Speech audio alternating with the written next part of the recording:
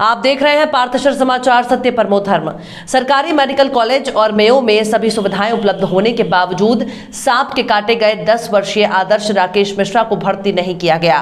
साथ ही मेयो और मेडिकल की लापरवाही से आदर्श मिश्रा की मौत के लिए सरकारी मेडिकल कॉलेज जिम्मेदार है। 29 जुलाई 2021 को आदर्श राकेश मिश्रा भरतवाड़ा रात में अपने पिता के साथ अपने घर में जमीन पर सो रहा था।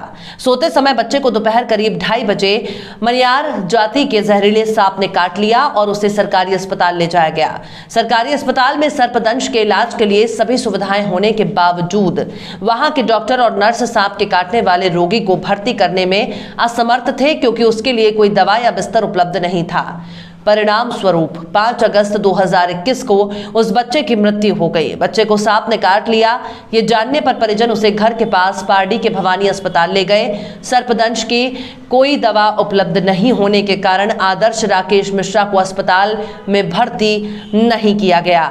इसके बाद मरीज को मेयो अस्पताल ले जाया गया। यहाँ भी ये बताया गया कि वो दवा और वेंटिलेटर उपलब्ध नहीं है। इस दौड़ में करीब 1.5 घंटा बीत चुका था। इसके बाद मरीज के पिता उसे सरकारी मेडिकल कॉलेज ले गए। वहां कोई वरिष्ठ बड़ा डॉक्टर उपलब्ध नहीं था। बड़े डॉक्टरों को वहां पहुंचने में 45 से 60 मिनट का समय लगा। डॉक्टर ने मरीज को देखा और बताया कि अस्पताल में सर्पदंश की कोई दवा और बिस्तर उपलब्ध नहीं है। इस मरीज के इलाज का अहम समय बीत चुका था, लेकिन उसका समुचित इलाज नहीं हुआ और सरकारी अस्पताल में प्राथमिक उपचार तक नहीं दिया गया। जब मरीज के पिता को एक निजी अस्पताल में ले जाया गया और सुबह लगभग 5 से 6 बजे बच्चे को भर्ती किया गया और वो बच्चे का जीवन और मृत्यु के साथ संघर्ष शुरू हुआ। 5 अगस्त 2021 को रात करीब 8:45 पर उसका निधन हो गया। प्राप्त जानकारी के अनुसार सांप रोधी जहर की लगभग 2000 से 2500 खुराक है। सर्पदंश की दवा होने के बावजूद डॉक्टर ने मरीज का जल्दी इलाज करने से क्यों मना कर दिया? इसकी जांच होनी चाहिए। वन्य जीव कल्याण समिति नागपुर भी मांग कर रही है कि मृतक आदर्श के परिवार को वित्तीय सहायता प्रदान की जाए और लापरवाही के कारण इस बच्चे की मौत के लिए जिम्मेदार लोगों के खिलाफ उचित कार्रवाई की जाए। आरोपी के खिलाफ अजनी थाने में भी शिकायत दर्ज कराई गई थी। मेयो और मेडिकल में जो हो रहा है भ्रष्टाचार और समय पर पेशेंट को अटेंड नहीं करते डॉक्टर, उसके खिलाफ में हम चाहते हैं कि तुरंत कार्रवाई हो और गुना दाखिल हो और आदर्श मिश्रा के परिवार को जो भी सरकार द्वारा मुआवजा मिलना चाहिए वो मिलना चाहिए। इसके लिए हम लोग भरसक प्रयास कर रहे हैं। पत्र परिषद के माध्यम से जो अन्याय मिश्रा परिवार पे हुआ है, ऐसा अन्याय दोबारा किसी भी सर्पदंश के केस में नहीं होना चाहिए। ये पत्र परिषद का हमारा उद्देश्य है और मेरे बच्चे को न्याय मिले। सबसे क्या हुआ था आपके बच्चे को? क्यों आप मेडिकल में लेकर गए थे? दिनांक 28-29 तारीख की सुबह रात को 2:30 बजे एक सर्प ने आदर्श मिश्रा को 2:30 बजे रात को काटा। सांप काटने के बाद में सर्प मित्र समूह के मोनू भाई से संपर्क आया। उन्होंने गाइड किया कि आप कोई सरकारी हॉस्पिटल में तुरंत बच्चे को लेके जाओ और वहाँ जाने के बाद में एंटीवेनम डोज जो है गवर्नमेंट के द्वारा अवेलेबल होते हैं और वो तुरंत लगा करके उसकी हेल्थ को ठीक करने का प्रयास करेंगे। परंतु मेवो में भी वही स्थिति हुई जो मेडिकल में हुई कि उन्होंने टालटोर करके उसको प्राइवेट हॉस्पिटल में ले आने की सलाह दी, जहाँ पे उनकी कमीशन ऑलरेडी तय थे। आपका नाम बताओ। मेरा नाम मनीष आनंद त्रिवेदी, मैं ब्राह्मण सेना का संस्थापक अध्यक्ष हूँ। सुन लीजिए। आपके साथ में जो घटना 29 तारीख को घटना, रात को मैं 28 तारीख को रात को आया और हम लोग परिवार के साथ सब सोए थे। बच्चे की माँ सब थे, एक ही कमरे में हम लोग थे। रात को करीब 2-2:15 बजे के बीच में बच्चे की रोने की आवाज़ आई। उसने बोला मम्मी मुझे किसी ने काट लिया है, बोले कुछ हाथ में। हम लोगों ने मोबाइल का टार्च देख करके चालू किए तो नीचे सांप था। सांप रहने के बाद में उसकी माँ ने बोली कि बच्चे को लगता है सांप ने काट दिया है, आप तुरंत हॉस्पिटल लेके जाओ बोले बच्चे को। और फिर हमारे बाजू में हमारे चाचा का घर है, वो चाचा के लड़के आए और वो गूगल से नंबर निकाल करके इस सांप मित्र को फ़ोन लगाए। तब तक मैं भवानी हॉस्पिटल गया। सबसे पहले हमारे पार्टी में भवानी हॉस्पिटल है, मैं वहाँ पे गया। वहाँ जाने के बाद वो बोले कि हमारे पास में एंटीवेनम नहीं है और हमारे पास में आपको आईसीयू बेड में भर्ती करना पड़ेगा बच्चे को, आप एंटीवेनम लेकर के आओ बोले।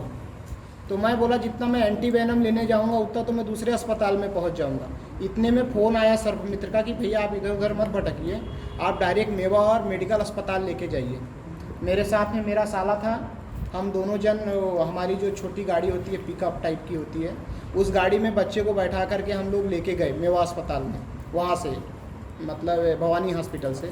वहाँ जाने के बाद उन्होंने कहा कि आप पहले चिट्ठी निकाल लीजिए, वहाँ पर बच्चे के नाम की चिट्ठी निकाल के आइए मेवा अस्पताल में। हमारा चिट्ठी निकाले, फिर हम अंदर ले गए। इतने में हमारा करीब 15-20 मिनट आधा घंटा ख़राब हुआ। उनको भी हमने रिक्वेस्ट किए, मेवा अस्पताल वालों को भी, कि साहब कुछ तो भी बच्चों को कर दीजिए ट्रीटमेंट, फिर मैं मेडिकल लेके जाता हूँ। बोले आप मेडिकल हॉस्पिटल ले जाओ, हमारे पास एंटीवेनम नहीं है और ये मतलब डेंगू का प्रभाव चल रहा है बोले, इसके कारण से जो बेड हमारे हैं और वेंटिलेटर वो सब फुल है बोले, इसलिए हमारे पास जगह नहीं है बच्चे को कोई ट्रीटमेंट करने के लिए। हम फिर उसके बाद में वहाँ से भागते दौड़ते मेडिकल अस्पताल लेके गए हमने। फिर वहाँ जाने के बाद में वो भी बोले कि हमको आप चिट्ठी निकाल कर लाओ। चिट्ठी निकाला मैंने, उसमें 15-20। हेलो नागपुर, मैं advocate Mohit Reddy, sports cell founder director. Nagpur में बहुत जल्द एक नया पार्थेश्वर न्यूज़ चैनल शुरू होने जा रहा है। इस नई शुरुआत के लिए मेरे और मेरी पूरी टीम की तरफ से बहुत बहुत शुभकामनाएं। ये संयोग ही है कि भारत के इतिहास में पहली बार नीरज चोपड़ा ने ओलंपिक में भाला फेंक में भारत के लिए स्वर्ण पदक जीता है। Thane city physical education teachers association द्वारा संस्थानों में खेल शिक्षकों का सेवानिवृत्त समारोह आयोजित किया गया था। कार्यक्रम की अध्यक्षता ठाणे जिला शिक्षा अधिकारी श्री शेष राव बड़ेसर ने अपने शहर के शारीरिक शिक्षा शिक्षकों द्वारा अपने वरिष्ठ शिक्षकों को इस तरह सम्मानित कर एक नई नींव रखी है। उन्होंने अपील की है कि इस तरह का समारोह हर साल मनाया जाना चाहिए। ये संभवतः पहली बार है जब महाराष्ट्र में खेल शिक्षकों के लिए इस तरह का सेवानिवृत्ति समारोह आयोजित किया गया है। कार्यक्रम का YouTube पर सीधा प्रसारण किया गया। सेवानिवृत्ति समारोह में Shri Ajit Khalatkar sir, John Baptist, Shri Ramchandra Shedke sir, Prashant More, Uday Mahale, Prakash More, Uday Mahale, Shivaji Jagtap sir, Vithal Musale, Shankar Barkade को सम्मानित किया गया। कार्यक्रम का शुभारंभ रंजीत शिंदे सर ने किया। धन्यवाद प्रस्ताव सरस्वती माध्यमिक विद्यालय के प्राचार्य संचालन बाला साहब धवले ने किया, जबकि एकनाथ पावले ने प्रस्तावित किया। आयोजन को सफल बनाने के लिए खेल शिक्षक जयनाथ नलवाडे, अशोक अहेर, सुहास कदम, राजेंद्र पवार, जुबर बख्शी, गणेश शिंदे, बाला साठे, नामदेव पाटिल, मारुति सबने, सुनील पवार, नीलेश तर, संगीता धनकुटे, वैजंती टाटारे, विशाखा और प्रतिमा महादिक ने विशेष योगदान किया। ND Bakers, fresh and delicious cakes, cheesecakes, desserts, pastries, brownie, puff, breads, cookies, khari and donuts. Home delivery available. Love Thy Bakes. ND Bakers, freshly baked. Care of the ND Hotel, Nagpur Road, Chandrapur. Contact number 7744 844 446. Yashwantrao Chavan college of engineering वाना डोंगरी नागपुर का 7वां स्नातक समारोह ये 14 अगस्त 2021 को Shri Datta Meghe hall YCC campus वाना डोंगरी नागपुर में आयोजित किया जाएगा। वर्तमान स्थिति और राज्य सरकार के दिशा निर्देशों को देखते हुए, छात्रों की सुरक्षा को देखते हुए ग्रेजुएशन समारोह पूरी तरह से वर्चुअल तरीके से आयोजित किया जाएगा। पदक विजेताओं को ही सम्मानित किया जाएगा।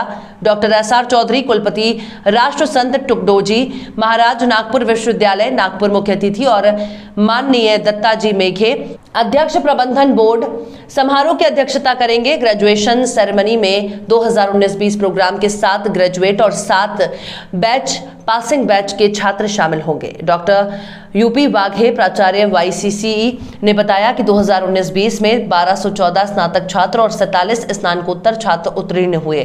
नामांकित सॉफ्टवेयर, IT और कोर उद्योगी में इस बैच के 80 से अधिक छात्रों का चयन किया गया है। कई छात्रों ने भारत और विदेशों में प्रतिष्ठित संस्थानों में उच्च शिक्षा का विकल्प चुना है। स्नातक समारोह में UG और PG कार्यक्रमों की शीर्ष छात्रों को उनके CGPA के आधार पर 17 स्वर्ण पदक, 7 रजत पदक और 8 कांस्य पदक प्रदान किए जाएंगे। साथ ही BE से बैच टॉपर, MTech से बैच टॉपर, महिला बैच टॉपर और सर्वश्रेष्ठ छात्र को प्रशंसा पत्र और पदक से सम्मानित किया जाएगा। डॉक्टर दखोले, रजिस्ट्रार YCCE स्नातक समारोह के समन्वयक ने स्नातकों से फेसबुक लाइव की आधिकारिक साइट और यूट्यूब की आधिकारिक साइट पर YCCE पर बड़ी संख्या में भाग लेने की अपील की है। आणि आता या महाविद्यालयाला 37 वर्ष पूर्ण झालेली आहे। मराठीत बोललं चालेल का? तर 2010 साली university grand commission new Delhi आणि राष्ट्रसंत तुकडोजी महाराज नागपूर विद्यापीठ यांनी या महाविद्यालयाला स्वायत्त दर्जा दिला. हे कॉलेज ऑटोनॉमस आहे, म्हणजे पूर्ण करिक्युलम डिझाईन, परीक्षा, निकाल लावणे हे सगळं कॉलेजमध्येच केल्या जाते. फक्त डिग्री जी आहे ती नागपूर विद्यापीठाची आहे. कुछ समय पहले पार्थशर समाचार चंद्रपुर में शुरू हुआ राजेश नायडू जी के माध्यम से. अभी ये डिजिटल न्यूज़ चैनल नागपुर में शुरू होने जा रहा है. मैं उसकी बहुत बहुत शुभकामनाएं देता हूं और मुझे उम्मीद है कि पत्रकारिता के इस संसार में पार्थशर समाचार एक खरा पत्रकार करके उभरेगा और एक अच्छी पत्रकारिता के माध्यम से लोगों को उसकी जानकारी मिलेगी. इसलिए मैं फिर से एक बार सबको शुभकामनाएं देता हूँ. विदर्भ राज्य आंदोलन समिति की ओर से सोमवार 9 अगस्त से समिति के कार्यकर्ताओं ने अलग विदर्भ राज्य और अन्य मांगें पूरी करने के लिए क्रांति दिवस के पर्व से ठिया आंदोलन की शुरुआत की. लेकिन आंदोलन के दूसरे ही दिन आज 10 अगस्त को पुलिस ने सभी कार्यकर्ताओं को गिरफ्तार कर लिया है. विदर्भ राज्य समिति की तरफ से उनके जो अध्यक्ष है मुकेश मासुदकर ये कल शहीद चौक में विदर्भ स्वतंत्र राज्य के लिए आंदोलन किए थे. जबकि आंदोलन में संख्या ज़्यादा थी और उन्होंने शहीद चौक जैसी इम्पोर्टेंट चौक में आंदोलन किया, इसलिए उनके ऊपर पुलिस स्टेशन तहसील में धारा 188, 270 IPC, 135 महाराष्ट्र पुलिस कायदा के मुताबिक गुना दाखिल करके उनके ऊपर गुना दाखिल किए हैं और आगे की कार्रवाई चालू है. विदर्भ राज्य समिति के जो अध्यक्ष मुकेश मासुदकर, इन्होंने हमें 2 दिन पहले लिखित पत्र दिया था कि वो 7 दिन आंदोलन करेंगे. और हमने जो महाराष्ट्र शासन के गाइडलाइन है उस मुताबिक उनको हमने परवानगी दी नहीं है और उनके ऊपर गुना दाखिल किया है. जो लीगली एक्शन होगा पुलिस करेगी. नागपूर शहरामध्ये पार्थशर समाचारच्या द्वारा जे आपण समाजकार्य करण्याचं ठरवलेलं आहे त्याला माझ्या मनापासून शुभेच्छा. धन्यवाद.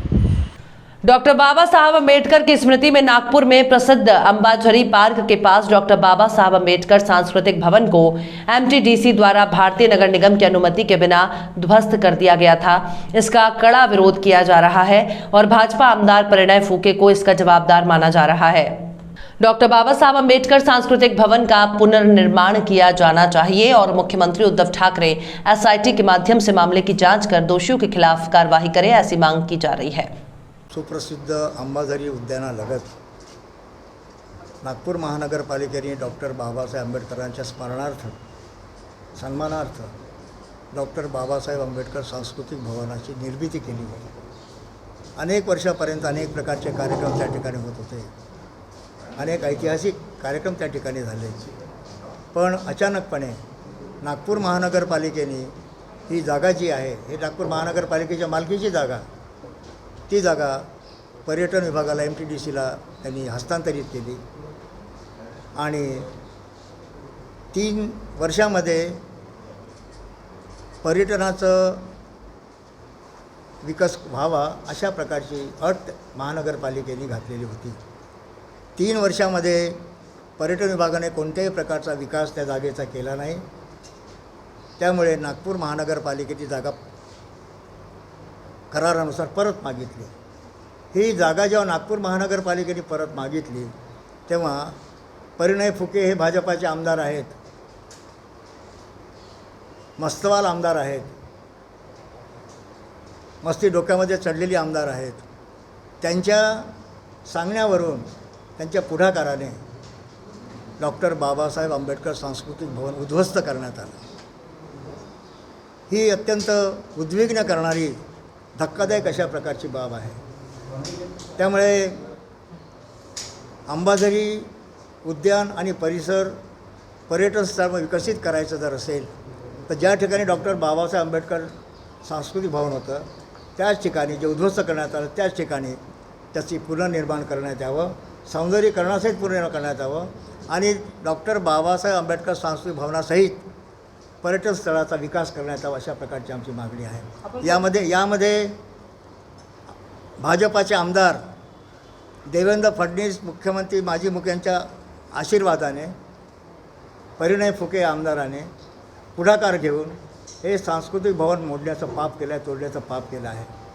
त्यामुळे राज्य सरकारने या प्रकरणात SIT मार्फत चौकशी करून जे दोषी असतील कोणत्याही पक्षाचे असू देत ते दोषी असतील त्यांच्यावर कठोर कारवाई करावी, कारण हा विषय हा साधा विषय नाही आहे. नितीन राऊत राज्याचे आमच्या जिल्ह्याचे पालकमंत्री, त्यांना आम्ही भेटलो, त्यांना सांगितलं खरं पाहिलं तर पालकमंत्री म्हणून नितीन राऊतांची जबाबदारी होती की ह्या संवेदनशील इश्यू आहे. तर या संदर्भात त्यांनी ताबडतोब नागपूर महानगरपालिका असेल, NIT असेल, पर्यटन विभाग असेल, नागपूरचे जिल्हाधिकारी असतील, विभागीय आयुक्त असतील, यांना निर्देश देऊन त्यावर स्थगिती देण्याचं काम करायला पाहिजे होतं, पण ते काम झालेलं नाही आहे. ही आमच्याकरता मोठी खेदाची बाब आहे. जे काम पालकमंत्र्यांनी आपल्या अधिकारात करायला पाहिजे होतं ते काम ते करू शकले नाहीत, याचा मला खेद वाटतो. आणि त्यांना सांगितलं भेटून की आपण सरकारकडे जाऊन पर्यटन मंत्री जे असतील त्यांना भेटून हा विषय मार्गी लावा, अशा प्रकारची आम्ही मागणी त्यांच्याकडे केली आहे. काल आम्ही रविवारी आमच्या नागपूर शहराचे लोकप्रिय खासदार आणि केंद्रीय वाहतूक मंत्री सन्माननीय नितीन गडकरी साहेबांची भेट घेतली आणि त्यांना देखील आपलं घराणा त्यांच्या पुढे मांडलं. चंद्रपुर जिला कांग्रेस कमेटी के ओबीसी विभाग की ओर से महामहिम राष्ट्रपति को जिला कलेक्टर चंद्रपुर द्वारा आरक्षण को फिर से लागू करने के लिए ओबीसी आरक्षण डेटा सुप्रीम कोर्ट में जमा करने के लिए कहा गया है. इंपीरियल डेटा अभिभावक मंत्री विजय वडेट्टीवार के मार्गदर्शन में सांसद बालूभाऊ धानोरकर, सुभाष धोटे, विधायक प्रतिभाताई धानोरकर, जिला कांग्रेस कमेटी के अध्यक्ष प्रकाश देवतले, नगर कांग्रेस अध्यक्ष रामू तिवारी, ओबीसी संभाग के प्रदेश महासचिव उमाकांत ठाडे, ओबीसी संभाग नगर जिलाध्यक्ष नरेंद्र बोबड़े, ओबीसी संभाग ग्रामीण जिलाध्यक्ष नंदकिशोर की मौजूदगी में ये निवेदन कलेक्टर को सौंपा गया. इस अवसर पर महिला कांग्रेस नगर अध्यक्ष सुनीता लोढ़िया अग्रवाल, पूर्व पार्षद गोपाल अमृतकर, पूर्व पार्षद राजेश अदुर, प्रसन्ना शिरवार, कुणाल चाहरे, संदीप सदाम, ओबीसी मंडल के जिला उपाध्यक्ष राहुल तजने, चंद्रपुर तालुका अध्यक्ष गणेश दिवासे, लहू चाहरे, राजू सखरकर, हाजी अली, अतुल दिवासे, योगेश तजने, महेश राजुरकर, बाबूराव सेन, यशवंत नक्कावर, नीलेश पिंग और अन्य उपस्थित थे. केंद्र की बीजेपी की मोदी सरकार ने अगर आंकड़े उपलब्ध नहीं कराए तो कांग्रेस पार्टी का ओबीसी वर्ग दिल्ली के जंतर मंतर पर लाखों ओबीसी को हड़ताल कर देगा, ऐसी चेतावनी दी गई है. अब चंद्रपुर में बेस्ट कीमत की कार बेचना और बेस्ट क्वालिटी की कार उपयुक्त कीमत में खरीदना हुआ एकदम आसान.